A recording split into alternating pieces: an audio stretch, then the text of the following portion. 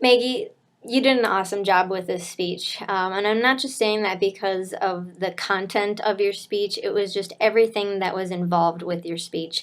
I know, well, I don't know. I honestly, I can't say, oh, I know what it's like to have to share a story like that. Like, I don't know. I'm never going to know. Like, I can't relate to that. And so I believe, though, it takes courage to be able to share these stories. And hopefully, by sharing these stories with, we don't know each other that well, so we are essentially strangers in the classroom, but hopefully having these moments of sharing your story, somebody may hear your story and be able to come out themselves or have the strength to live another day. Like, it's amazing what our stories can do for other people. And so I appreciate when people are willing to kind of take down those walls and share their stories with the rest of the world.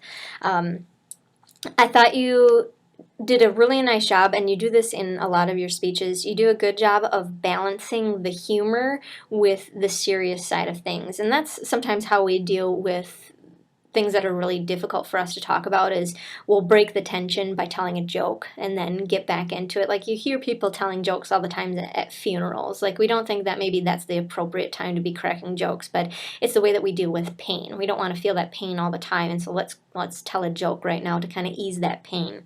So I thought that you started off with the great humor of talking about not crying, because that was a little hard on my sister, and then getting into the serious side right away with getting into that awesome quote. I thought that that was a really great quote. Be who you needed to be when you were younger. Like, that's such a profound, great quote to live by.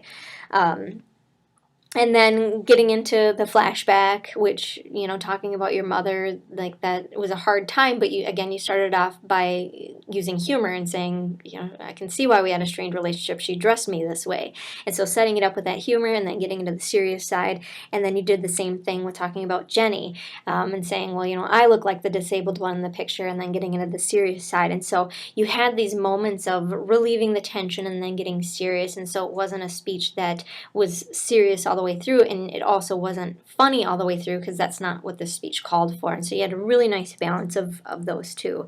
And then getting into your story of coming out, which I thought that was really great to have that Facebook screenshot as one of your visual aids, for us to be able to kind of be in that moment of what you actually wrote when you came out on Facebook and telling the world, like, this is who I am, like, this is a part of my identity. So overall, your visuals just worked really, really well to help share the story that you were telling to us today. Your time was 6:33, so right on point where it needed to be.